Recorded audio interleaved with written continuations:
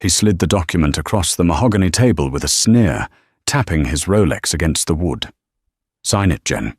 You're lucky I'm generous enough to leave you with your dignity, because you're certainly not leaving with my money." Preston Hayes thought he had won.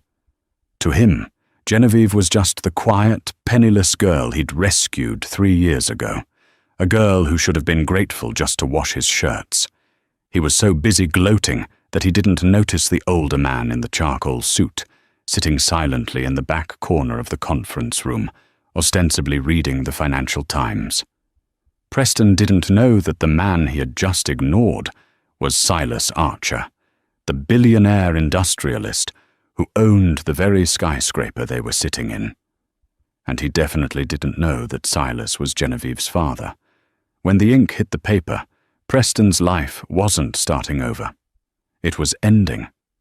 The air conditioning in the conference room of Blackwood, Hale and Associates was set to a temperature best described as punitive. It was sterile, freezing, and smelled faintly of lemon polish and old money. Genevieve sat with her hands folded in her lap. She wore a simple beige cardigan that had seen better days, the kind of wool that pills at the elbows. Her hair was pulled back in a loose, unpretentious bun. She looked small in the oversized leather chair. Across from her sat Preston, her husband, or rather the man who would cease to be her husband in approximately 10 minutes. He looked immaculate. His navy suit was tailored to within an inch of its life, hugging his shoulders in a way that screamed executive fitness. His hair was gelled back, aggressive and sleek. He was currently scrolling through his phone, ignoring her, while his lawyer, a shark-faced woman named Diane, shuffled papers with a violently loud rustle. "Let's review the terms one last time," Diane said, her voice sharp enough to cut glass. She didn't look at Genevieve. She looked through her. "Mr. Hayes retains the penthouse on Fifth Avenue. He retains the Hamptons estate, the Porsche 911, and the investment portfolio currently managed by Goldman Sachs. You, Ms. Archer," she used the name with a distinct lack of flavor, "will receive a one-time settlement of $10,000. In exchange, you waive all rights to alimony and future claims on Mr. Hayes's assets." Diane paused, looking over her spectacles. "It is a non-negotiable offer."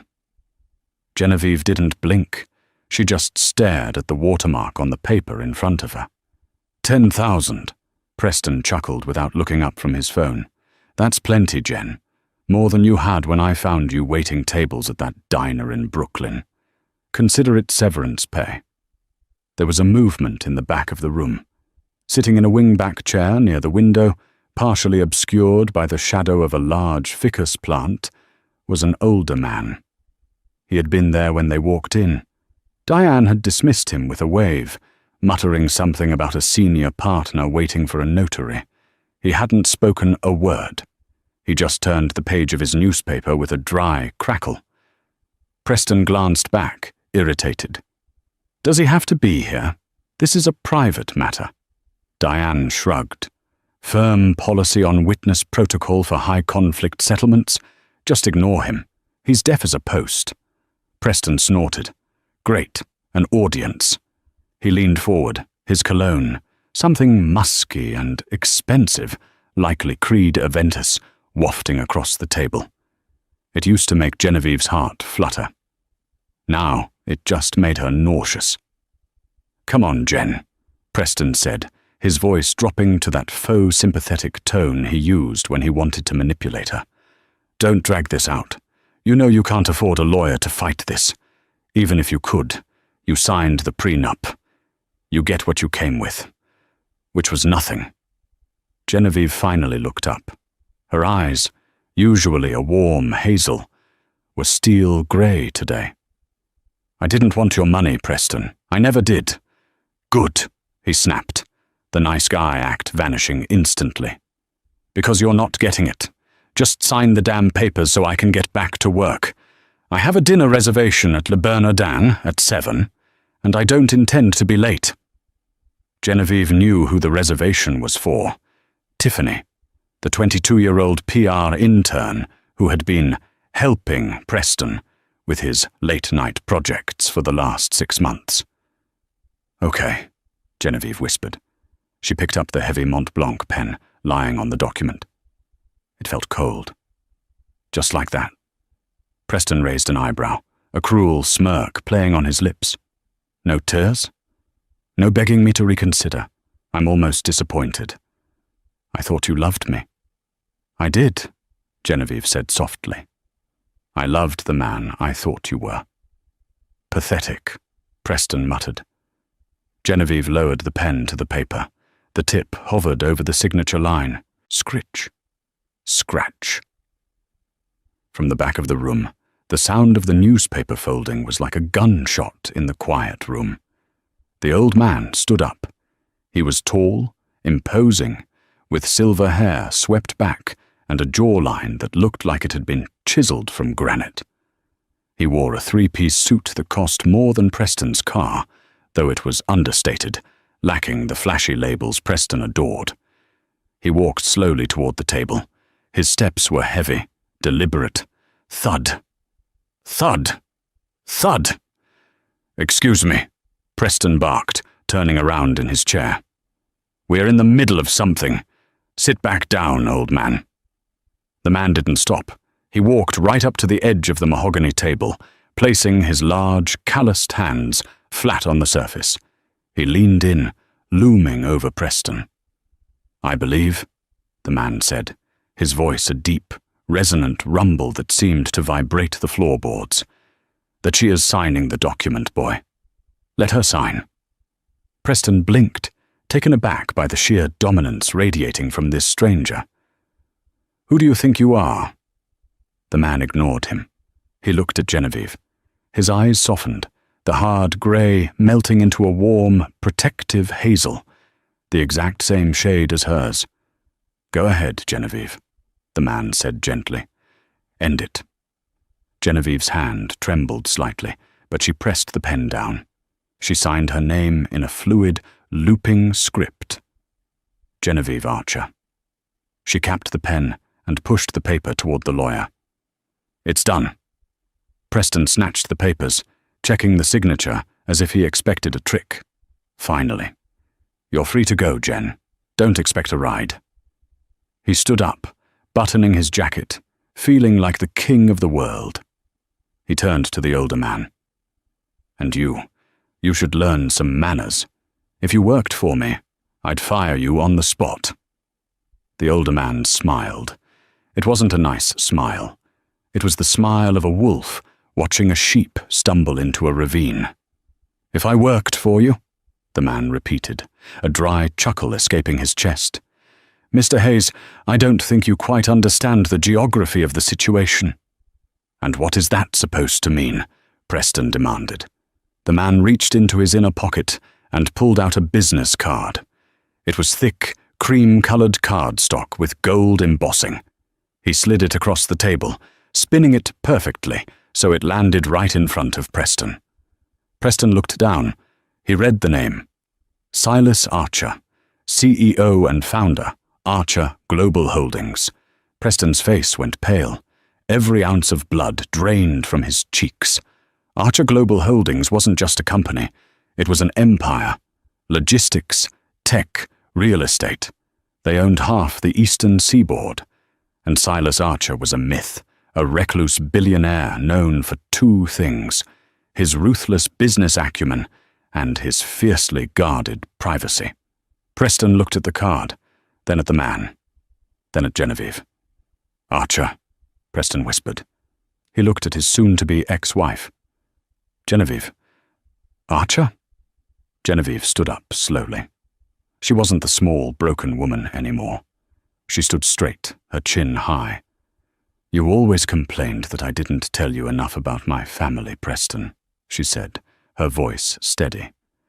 "You just assumed because I worked as a waitress that I was poor. You never asked why I was working there." Preston stammered. I wanted to make it on my own," Genevieve said. "I wanted to know that if someone loved me, they loved me.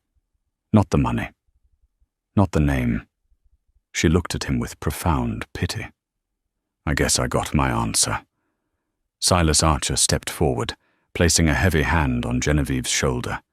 He looked at Preston with eyes that promised absolute destruction.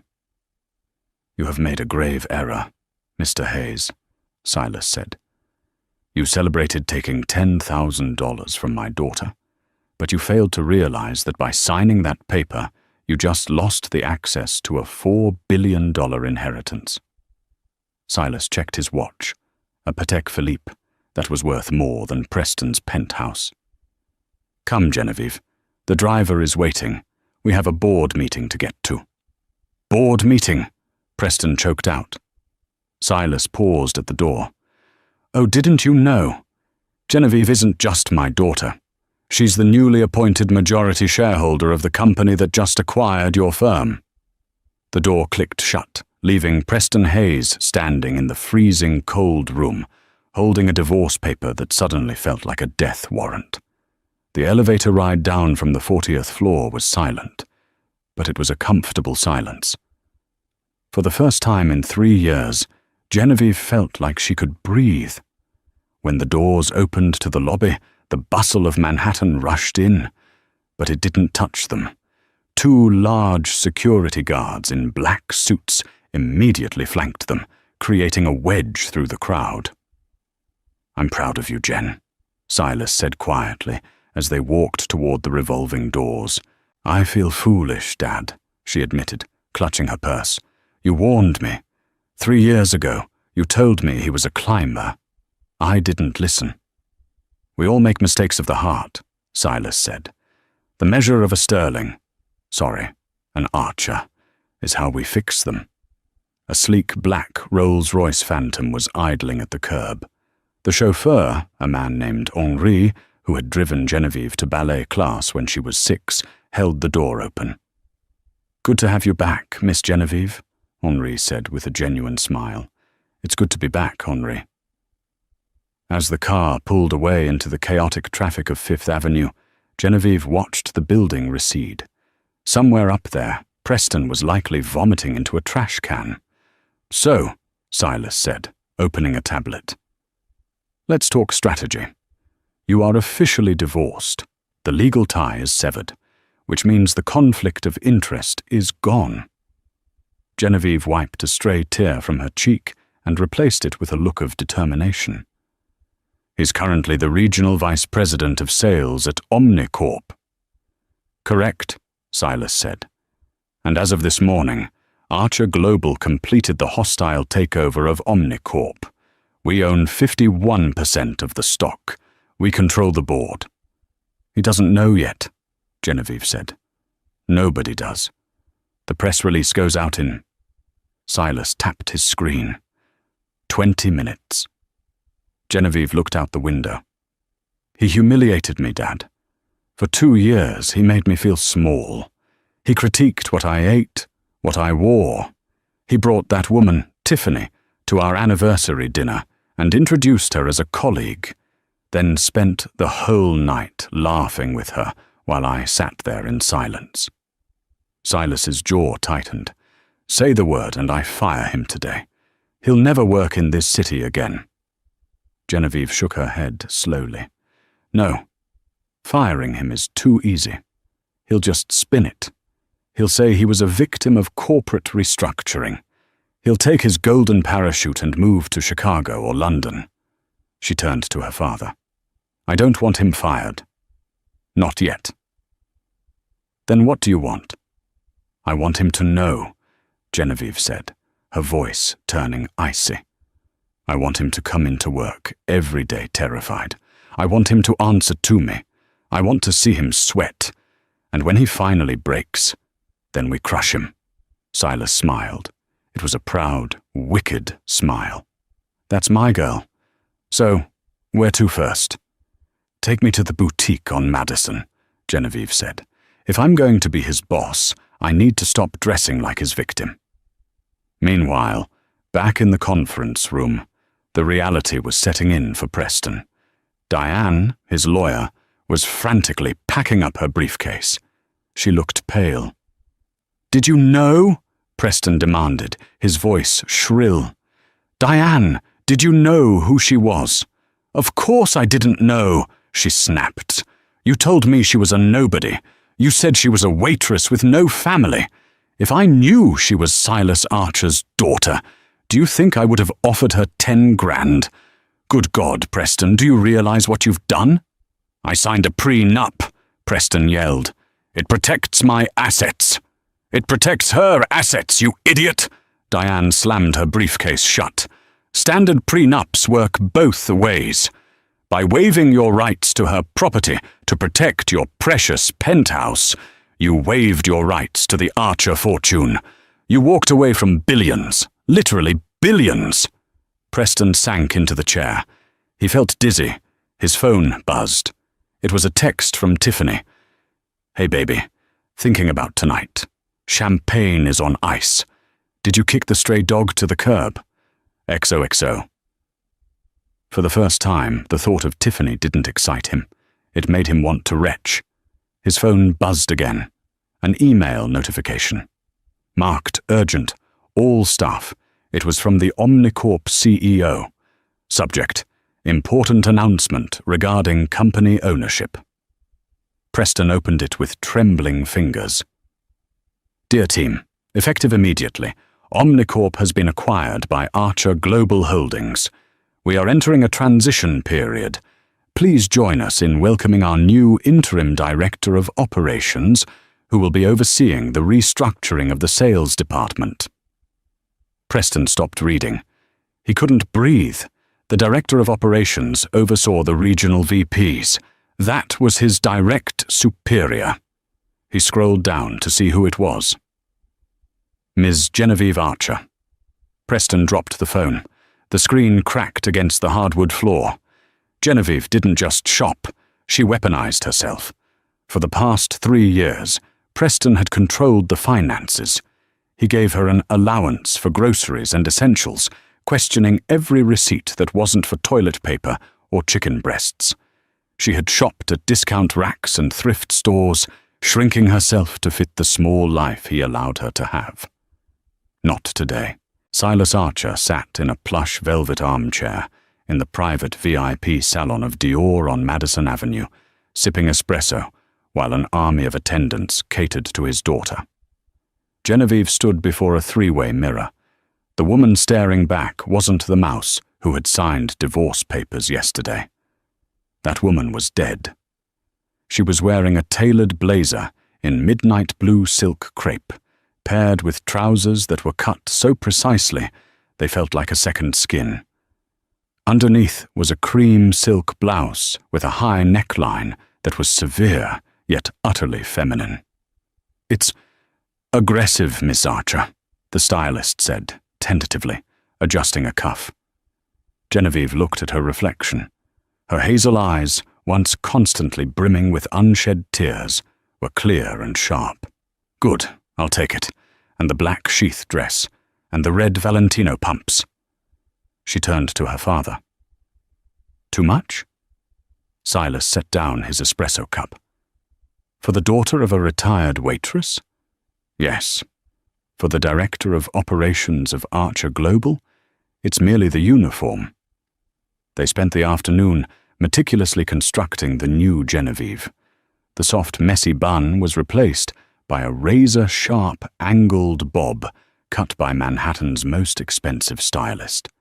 The subtle makeup was replaced with a bolder look, a strong brow, and a lip color named Power Play.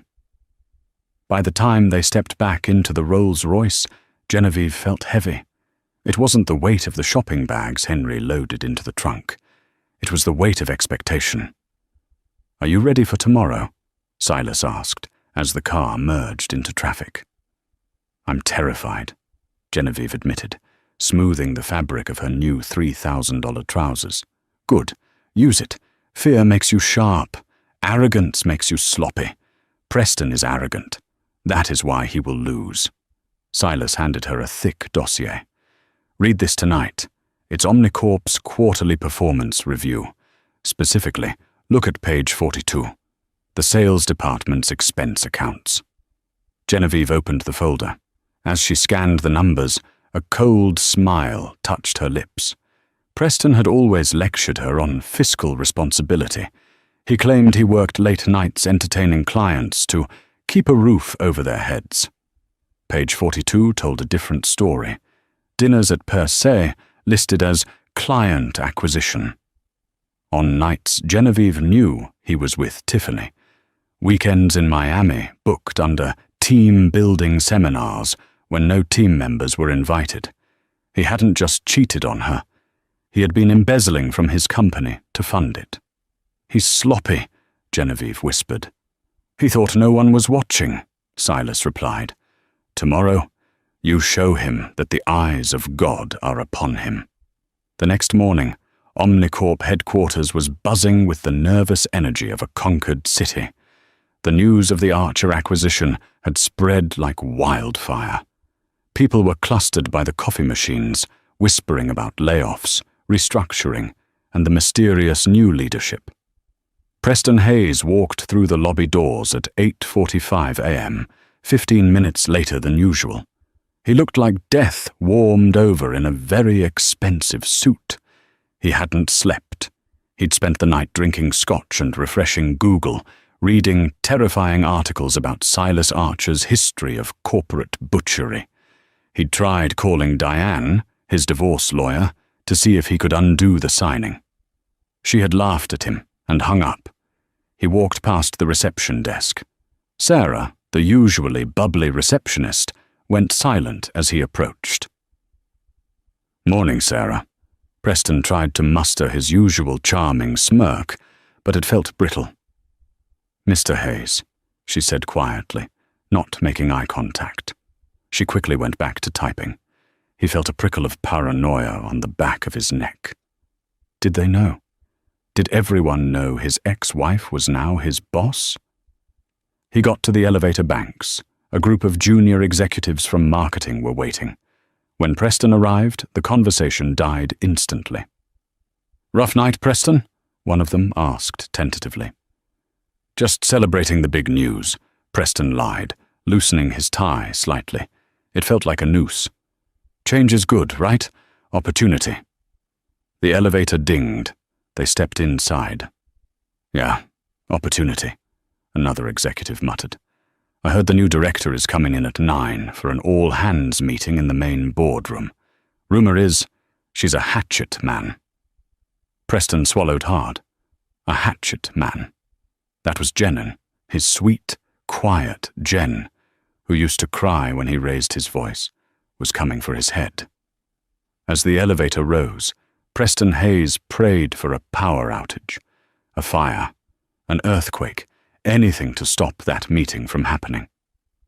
The main boardroom at Omnicorp was a vast space of glass and polished wood on the 30th floor, offering a panoramic view of the city. Usually, Preston felt like a master of the universe when he sat here. Today, he felt like a specimen in a jar. The 20 top executives of Omnicorp were seated around the long oval table. The air was thick with tension. The CEO, a defeated-looking man named Sterling, sat at the head, looking like he was waiting for a firing squad. Preston took a seat near the middle, trying to make himself small. He kept checking his phone under the table. Tiffany had sent 5 texts demanding to know why he was being so weird this morning. He powered the phone off. At 9:00 a.m. sharp, the double mahogany doors swung open. Silas Archer walked in first. His presence sucked the oxygen out of the room. He didn't say a word. He just walked to the corner of the room and stood there, a silent sentinel of immense power. Then she entered. For a moment, Preston didn't recognize her. The woman who walked in was a vision in sharp lines and expensive fabric. Her midnight blue suit was impeccable. Her hair swung sharply as she moved. The sound of her red-soled heels on the parquet flooring was a rhythmic, intimidating clack, clack, clack. She walked to the head of the table. Mr. Sterling immediately stood up and offered her his chair. She didn't thank him. She simply took it as her due. She placed a single leather folder on the table and looked up. Her gaze swept the room, cool and assessing. When her eyes landed on Preston, there was no flicker of recognition, no leftover warmth, no anger. There was only a chilling nothingness. It was like she was looking at a slightly interesting smudge on the wall. "Good morning," she began. Her voice, once soft and hesitant, was now a clear, resonant alto that commanded absolute attention. "I am Genevieve Archer. As you know, Archer Global has acquired a controlling interest in Omnicorp. We are here to streamline efficiency and cut dead weight." Preston flinched at the phrase, dead weight. He'd used those exact words to her a month ago when telling her she needed to get a better job because her diner tips weren't contributing enough. "I have spent the last 12 hours reviewing your departmental reports," Genevieve continued. "Some of them show promise. Others show creative accounting." She opened her folder. "Let's begin with sales. Mr. Hayes." Every head turned toward Preston. He felt sweat trickle down his spine beneath his starch-stiff shirt. "Yes," Preston managed to choke out. He stood up halfway, then realized no one else was standing, and awkwardly sat back down. "Your team exceeded quota by 12% last quarter," Genevieve said, reading from a paper. Preston breathed a sigh of relief. "Yes, we worked very hard. However," she cut him off, her voice like a whip crack. "Your client acquisition costs are 40% higher than the industry average." "Why is that?" Preston stammered. "Well, you know, the market is competitive. You have to spend money to make money. Client dinners, entertainment." "Entertainment," Genevieve repeated. She picked up a piece of paper and held it up. It was a blown-up photocopy of a credit card receipt. "A $3,000 dinner at Maria on a Tuesday night in February. Who was the client, Mr. Hayes?" Preston stared at the paper. He remembered that night. It was Valentine's Day. He had told Genevieve he was in Boston for a conference.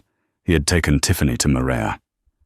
I'd have to check my records," Preston lied, his face burning hot. It was likely the folks from the Zurich accounts. "Strange," Genevieve said, dropping the paper, "because I checked with the Zurich team. They were in Switzerland that week. Furthermore, the second guest listed on the reservation was a Ms. T. Davis." A ripple of murmurs went around the room. Everyone knew Tiffany Davis, the loud, overly familiar intern in PR, who always seemed to be hanging around Preston's desk. Preston felt sick. She was doing this here, in front of everyone. "Your lack of oversight and misappropriation of company funds is alarming, Mr. Hayes," Genevieve said coldly. "I can explain." "You will explain it to the auditors," she interrupted. "Until the audit is complete, you are removed from your position as regional VP." Preston stood up, his chair scraping loudly against the floor. "You can't fire me. This is personal vengeance." The room gasped. "You didn't yell at an Archer." Genevieve didn't even blink. "I didn't say you were fired, Mr. Hayes. I said you were removed from your position. We value loyalty at Archer Global. We intend to keep you on." She closed the folder. "Effective immediately, you are reassigned to the role of junior sales analyst. You will report to Mr. Henderson." Mr. Henderson was 24 years old. He had been hired 6 months ago. He sat 2 seats down from Preston, looking horrified at the prospect of bossing around his former superior. "Junior analyst," Preston cried. "That's a demotion.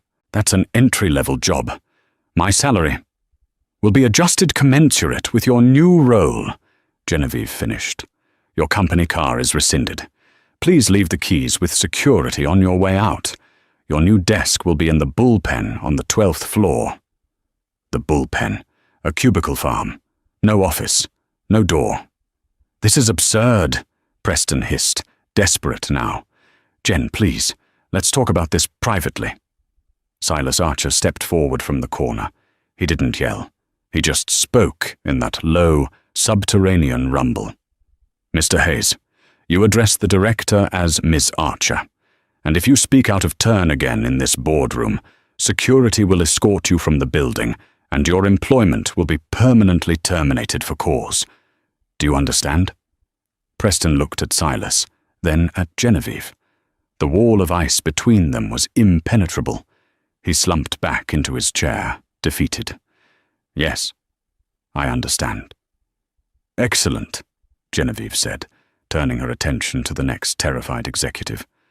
"Now, moving on to logistics. Mr. Davies, your shipping routes appear highly inefficient." Preston didn't hear the rest of the meeting.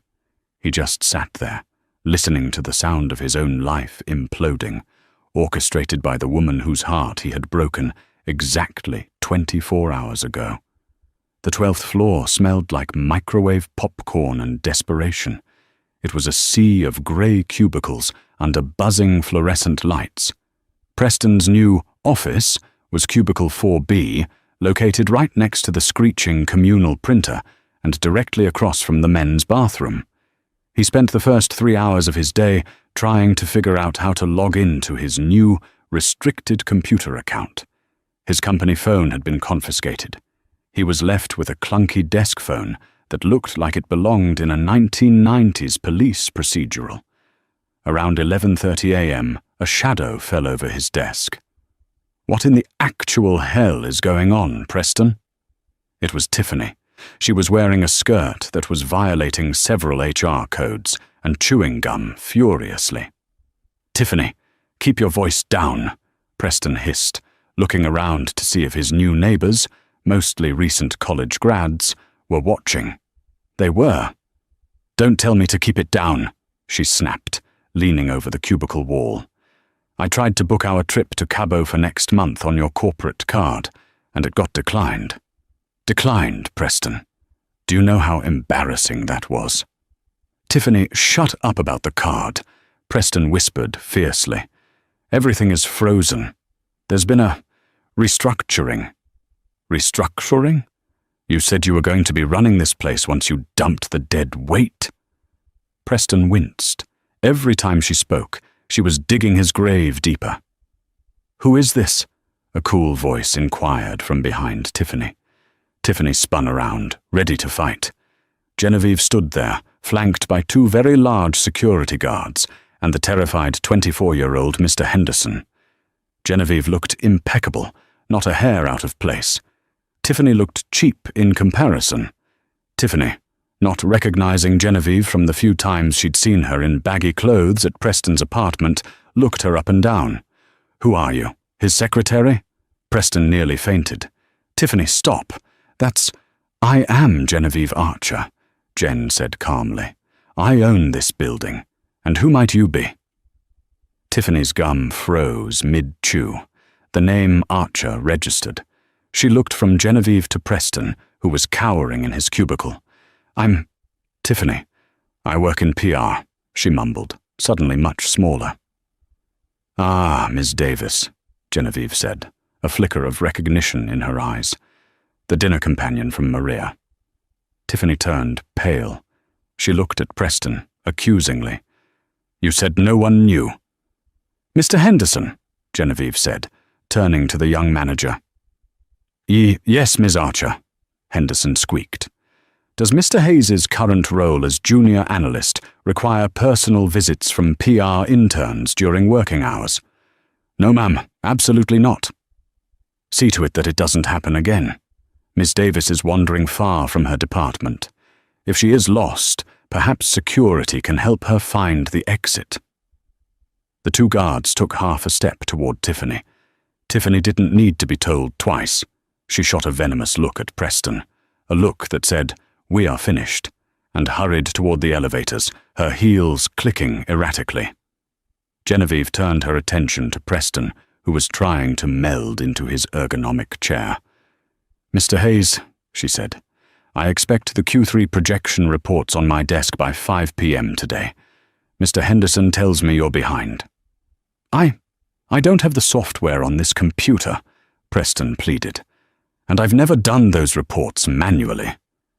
"Then I suggest you start typing," Genevieve said. "I'm sure you remember how hard it is to make ends meet without a substantial paycheck. It would be a shame if you missed your performance targets this month." She turned on her heel and walked away, the security guards trailing in her wake like sharks. Preston stared at the blank screen in front of him. He had to generate a 50-page report in 4 hours using data he didn't know how to access for a boss who wanted to destroy him. He put his head in his hands.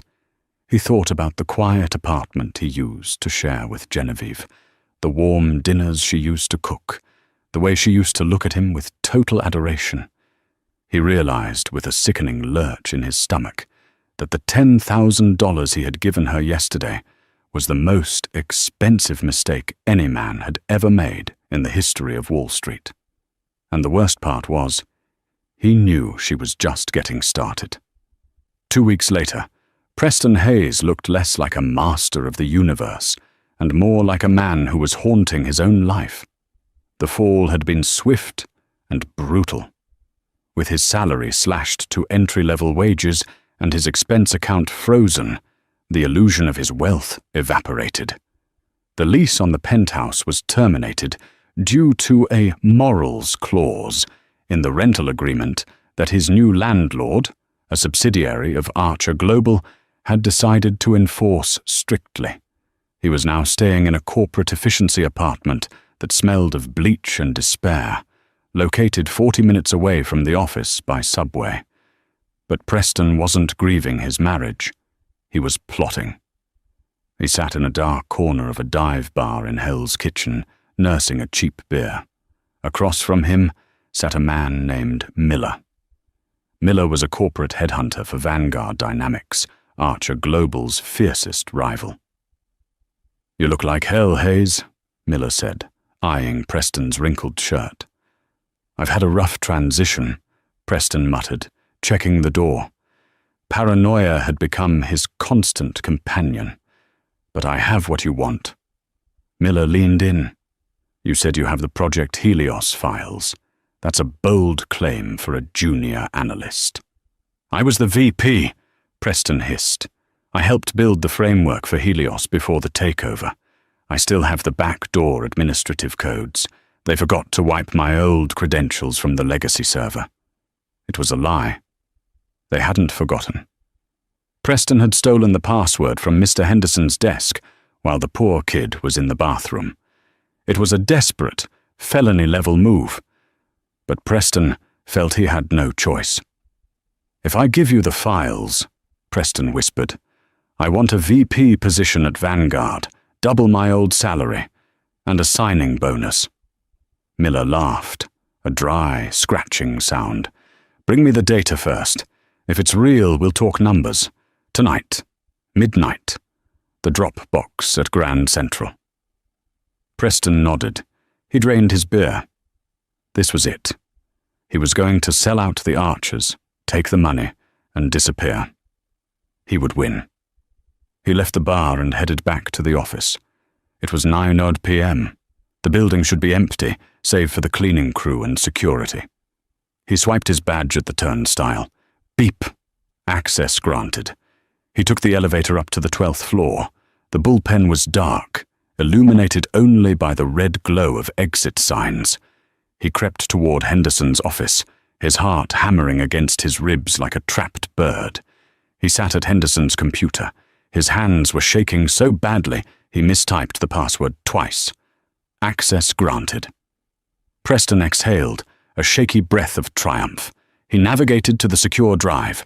There it was. Project Helios, confidential. "Got you," he whispered. He inserted a USB drive. He began the copy process. 10%, 30%. The progress bar crawled. Preston tapped his foot nervously. 50%. Suddenly the screen flickered. A new window popped up.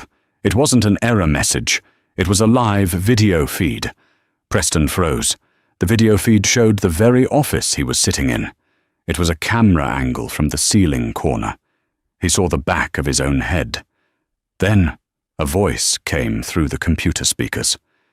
It wasn't the digital hum of a machine. It was a voice he knew intimately.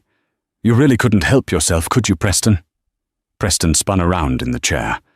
Standing in the doorway of the office wasn't a security guard. It was Genevieve.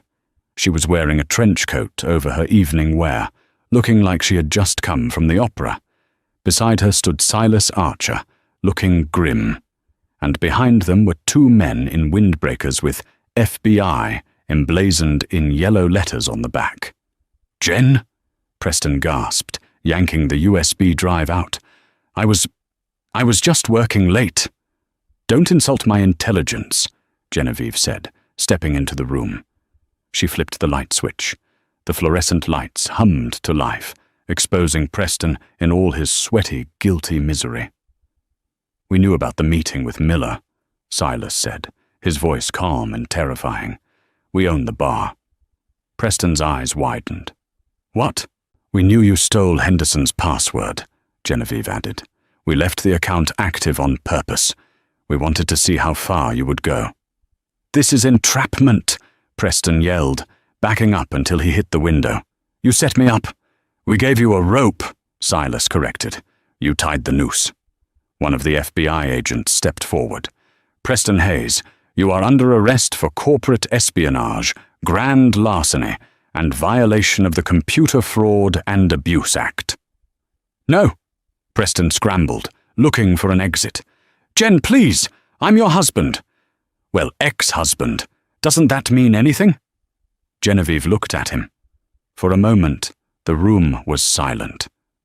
Preston searched her face for a trace of the woman who used to rub his back when he was stressed, the woman who loved him unconditionally. He found her. But she wasn't looking at him with love. She was looking at him with closure. "It means everything, Preston," she said softly. "It means I know exactly who you are, and I know I deserve better." She nodded to the agents. "Get him out of my building." As they handcuffed him and dragged him toward the elevators, Preston was screaming. He screamed about his rights, about his penthouse, about how unfair it all was. Genevieve didn't watch him go. She turned to the window and looked out at the city lights of Manhattan. "Are you okay?" Silas asked, placing a hand on her shoulder. Genevieve took a deep breath. For the first time in years, the air didn't feel heavy. "I'm not just okay, Dad," she smiled, and it was a real, dazzling smile. "I'm free."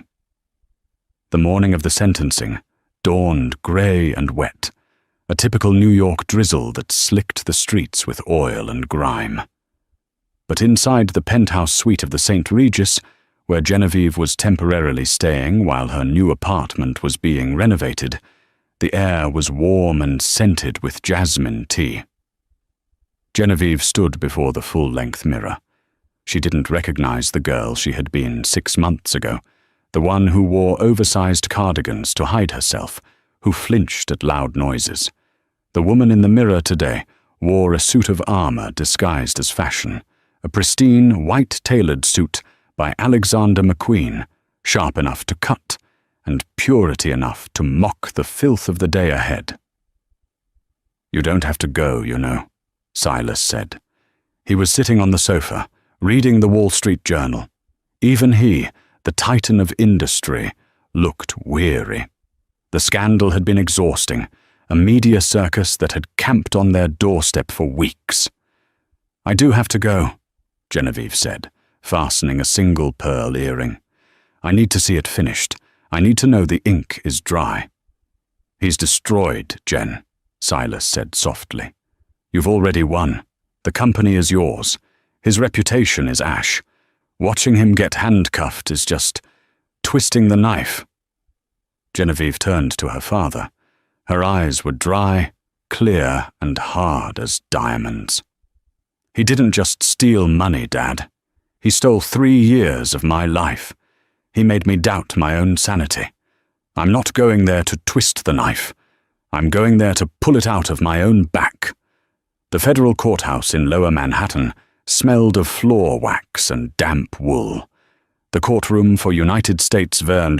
Preston Hayes, was packed to capacity. Reporters from the Times, the Post, and every major financial blog were squeezed into the gallery, pens poised. They were hungry for the final act of the Billionaire divorce war. When Genevieve entered, a hush fell over the room, so complete you could hear the hum of the ventilation system. She walked down the center aisle, head high, flanked by Henri and a security detail. She took her seat in the front row, directly behind the prosecution table.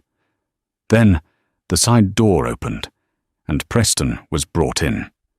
The transformation was shocking. The Preston Hayes of 6 months ago, the man who spent $500 on haircuts and moisturized with La Mer, was gone. In his place was a gaunt, shivering figure in an ill-fitting orange jumpsuit. His skin was sallow, his eyes darting around the room with the frantic energy of a trapped rat. He had lost 20 pounds. When he saw Genevieve, he froze. For a second, the old arrogance flickered in his eyes, a desperate attempt to assert dominance. But it died instantly when he saw the impassive wall of white that was his ex-wife. He slumped into the defendant's chair next to his court-appointed public defender, a tired-looking man named Mr. Gorski, who looked like he'd rather be anywhere else. "All rise," the bailiff bellowed. The Honourable Judge Catherine Sobel swept into the room. She was known as the Hammer in legal circles, a woman who had zero patience for white-collar entitlement. "Be seated," Judge Sobel said, adjusting her glasses. She looked down at Preston over a mountain of paperwork. "Mr. Hayes, you have been found guilty on 3 counts of corporate espionage, 1 count of grand larceny, and 2 counts of computer fraud. The evidence provided by Archer Global, including video surveillance of you accessing restricted servers, was incontrovertible."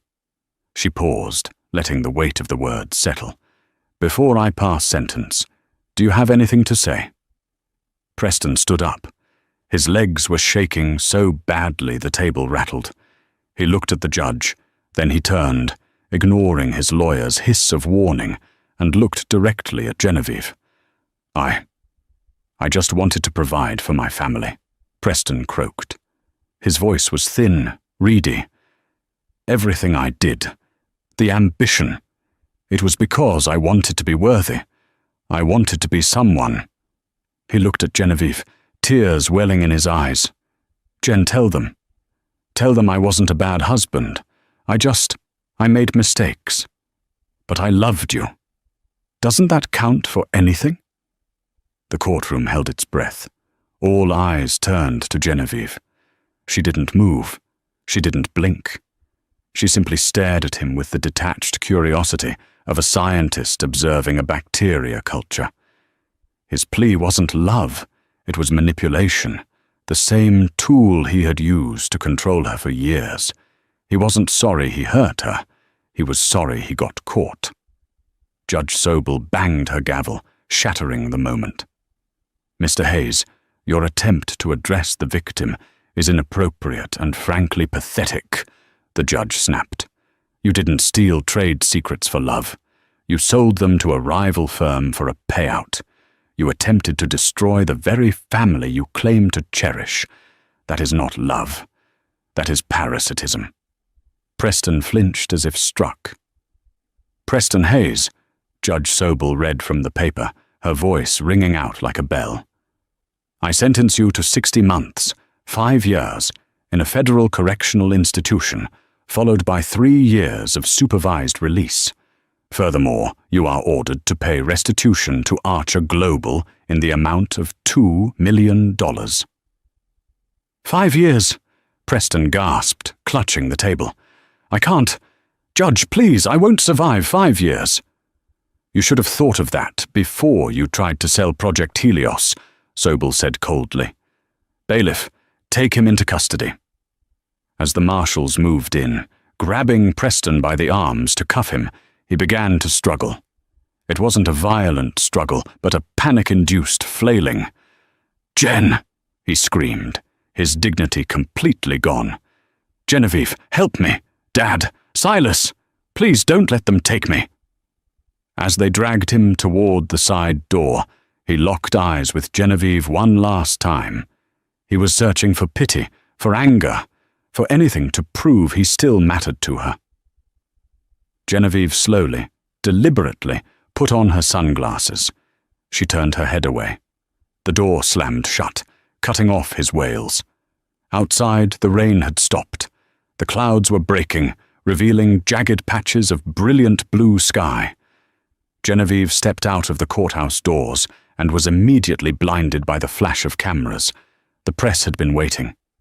"Ms. Archer! Ms. Archer! Is it true you're taking over as CEO? Do you have a comment on your ex-husband's sentence?" Genevieve stopped at the top of the concrete stairs. She looked out at the sea of microphones. In the past, this would have terrified her. Today, it felt like a stage she was born to stand on. She stepped up to the cluster of microphones. "I will make one statement," she said. Her voice was steady, amplified by the recorders, carrying over the noise of the city. Today, the legal system did its job. But this story isn't about the man who went to prison. It's about the people who are still standing. She looked directly into the lens of the nearest news camera, knowing that somewhere, in a holding cell, Preston might see this on a TV screen. "Financial abuse is a silent weapon," she continued. "It strips you of your voice, your confidence, and your freedom. I was lucky. I had a family who caught me when I fell, but millions of women and men don't have a Silas Archer in their corner." A murmur of agreement went through the crowd. That is why, effective immediately, Archer Global is launching the Phoenix Initiative. "What is that?" a reporter from Forbes shouted. "It is a $50 million fund dedicated to providing legal aid, financial literacy, and emergency housing for victims of domestic and financial abuse," Genevieve announced. "We aren't just giving them shelter. We are giving them capital. We are giving them the power to start over, to build their own empires, so they never have to sign a divorce paper with a shaking hand again." The crowd erupted. It wasn't just polite applause, it was a roar of approval. Genevieve signaled to Henry. The Rolls-Royce pulled up to the curb. As she slid into the leather back seat, she felt a vibration in her clutch. She pulled out her phone. It was a text from an unknown number. The message was short. "I'm sorry." She knew who it was. Preston had likely used his one phone call, or bribed a guard, to send a final text before his phone was confiscated for 5 years. Genevieve looked at the words. 2 years ago, those words would have made her crumble. They would have made her forgive him.